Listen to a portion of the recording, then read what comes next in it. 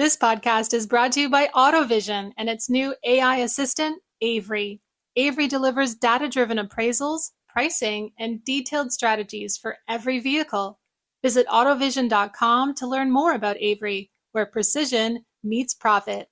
Hey, this is Daily Drive executive producer Jake Neer in Detroit. Thanks for listening to this bonus episode of the show.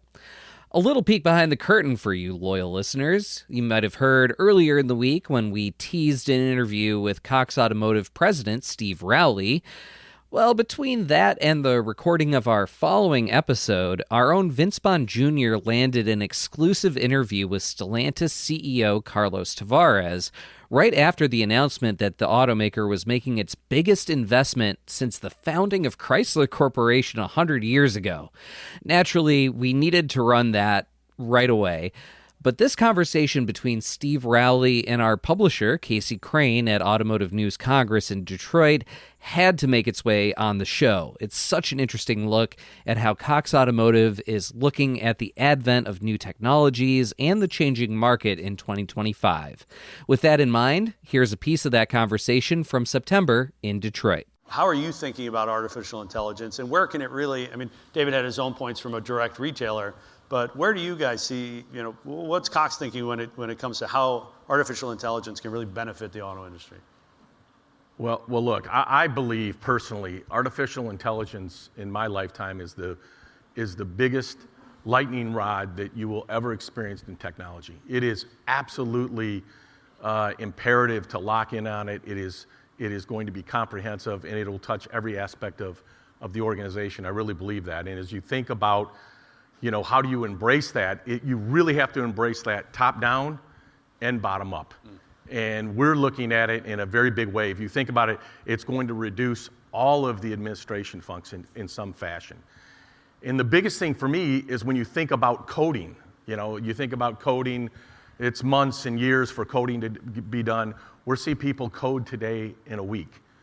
We see, the administration activities, manual functions change in a couple days. So it is really, really focused. We have this smart growth analogy that we're trying to push through the entire organization so that we have both top and bottom folks looking for every aspect of that. The operational changes are huge. The second big driver, cash flow. We've had some great years of profitability. No one wants to walk away from them. I think AI is going to be a catalyst for those functions. And then as you think about artificial intelligence as the umbrella, you have agentic AI and generative AI. And the generative AI is asking the question, what does this mean? And you get the answer. Agentic is creating agency in your organization and with technology, and that agency is a evolutionary reasoning that doesn't stop. It's like the perfect employee. An AI assistant continues to learn, and really learns your way. And so when you have something that is that pervasive and has that knowledge and evolution, it's going to change the touch points in your organization in a big way. And the self-teaching. Right, self-teaching. You can go through every organization, sales and suffer. But then the big point of that continuous learning for me is just the touch points around the customer experience, the personalization you'll get to see. And so when we look at it, we're looking at AI in a big way because you can say, hey, look, I went out to Auto Trader, I looked at these cars, I went and qualified my financing. You can quickly, within minutes, generate an email, generate a text, and send it to that customer with a much more personalized picture of what's available, what you can afford, and really make it a change agent. And I think it's going to be a big change for the industry and for all of us, but embracing it is going to be a really big part of it. Yeah, embrace it or die.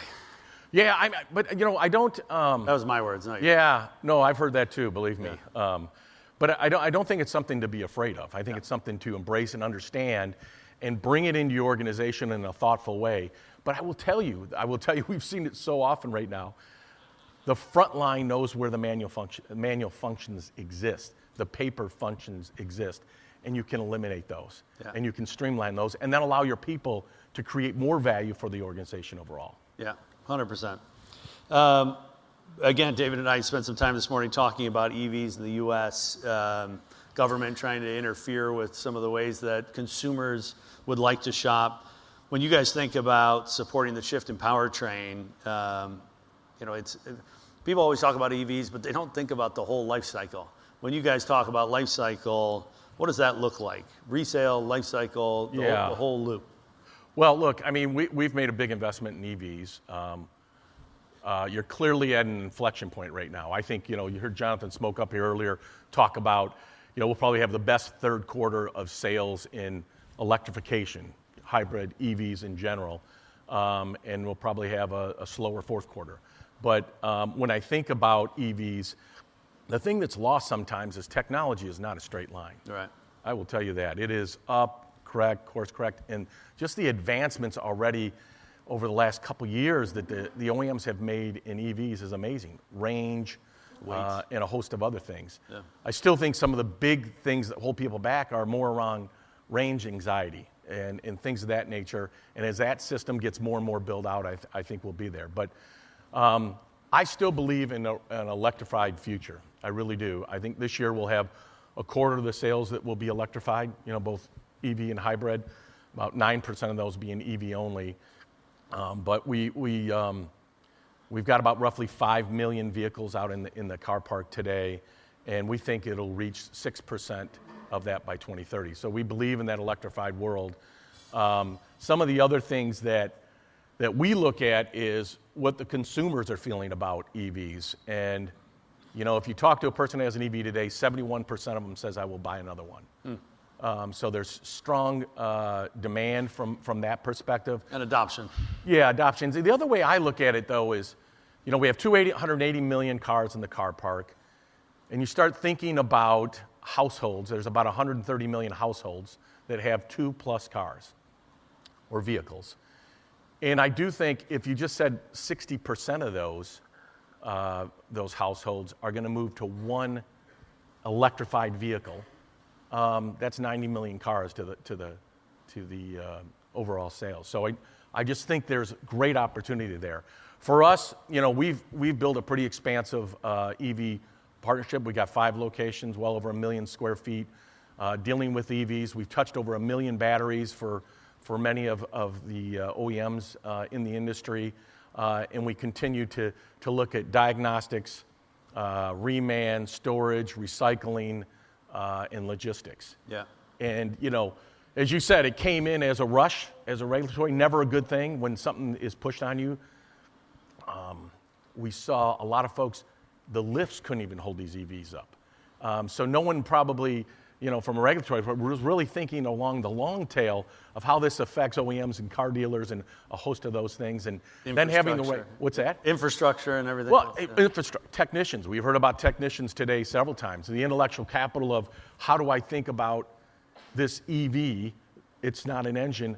I've got to be trained and learned. And so that has been really transformational. Coming up, we'll hear more of this conversation between automotive news publisher Casey Crain and Cox Automotive president Steve Rowley. Just when you think you've priced a vehicle perfectly to sell fast, the market changes and potential profit slips through your fingers. After all the work of scouring auction sites, tracking competitor rates, and analyzing market trends, the loss of time and money leaves you frustrated. Meet Avery, your AI assistant from AutoVision. Avery revolutionizes how you acquire, price, and sell vehicles by analyzing every detail, from retail values to market trends. And the best part? Avery doesn't just give you numbers. It explains every recommendation so you know everything that was factored in. Picture this: faster appraisals, smarter stocking decisions, and more profitable sales, all without the exhausting legwork. With Avery, you don't just stay competitive, you lead the pack. Ready to see Avery in action? Visit autovision.com. We just heard 40 minutes on tariffs. Yeah. And you and I were kind of having our own tariff conversation out in the hall. Again, I really think you guys have a unique vantage point, but talk a little bit about what you think the impact will be on some of the biggest players. Well, there's the old, we've talked about this, Jonathan Smoke was up here. He can riff on this for days.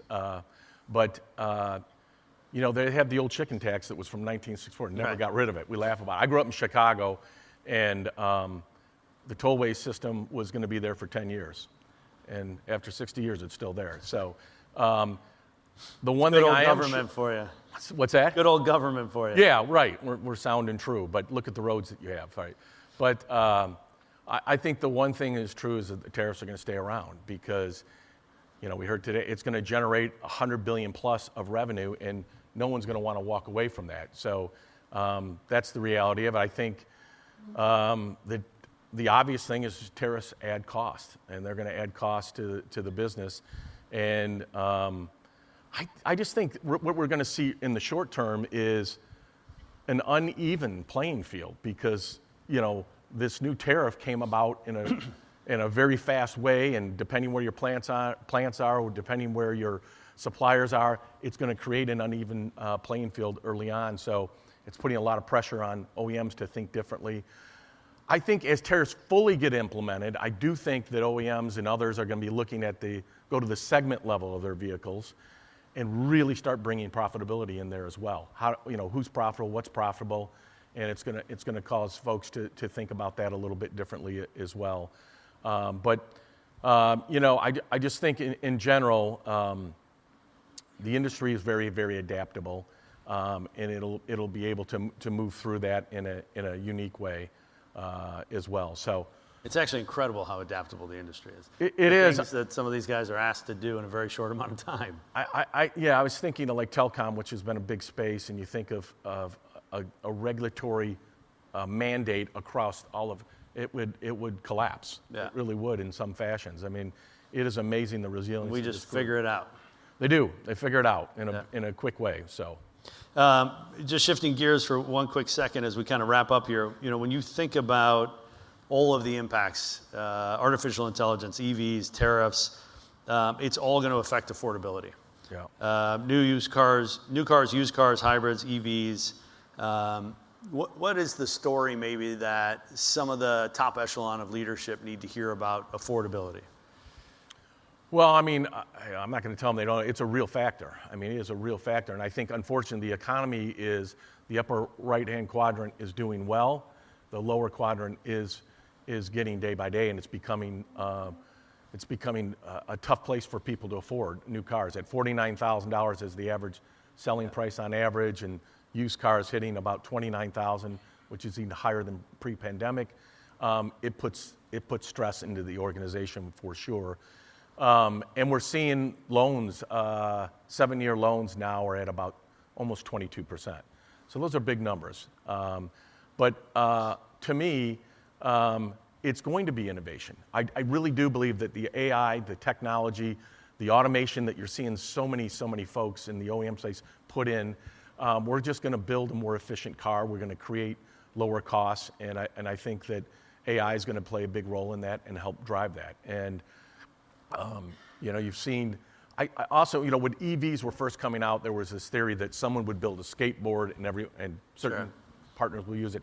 I do think you're going to see possibly some more partnerships of how do I get more creative about this drivetrain so I can, you know, get the economies of scale and be able to use that along. It may not be a skateboard, but it may be an engine or it may be something else, and the industry's done that before. But I do think you're going to see more and more ingenuity and creativity as you think about how do I continue to get more efficient. But I do think it's a real one, and because of the macroeconomics, we never know where those interest rates are going to be, and so it puts pressure on the business for sure. So 5 years in, you mentioned some of the lessons learned. What's the thing you like the most about the auto industry? There's a lot. I mean, what I love is the most senior folks are totally out in front. Yeah. Whether it's the dealerships, the OEMs, the suppliers, people really understand their business here in a detailed manner, and they're in the meetings. They're a very, very impactful part of the business. You know, Cox is a 127-year-old family business, so we believe in the front line and the consumers and the community. We spend a lot of time there, and we see the automotive industry right alongside that. It's amazing the things that the automotive industry does and the dealers do for the community, which I think are so impactful and so critical and probably not acknowledged enough to the value they bring to the table. Such a relationship business. Beyond belief. Steve, beyond belief. Thank you for your relationship. Thank you. Appreciate you. Thanks Back for being at you. here. Congratulations. Ladies and gentlemen, thank you. Appreciate Good it. to see you. Cox Automotive President Steve Rowley spoke with our publisher Casey Crain at Automotive News Congress in Detroit. Thanks for listening to this bonus episode of Daily Drive. We'll be back on Monday with a brand new full episode of the show.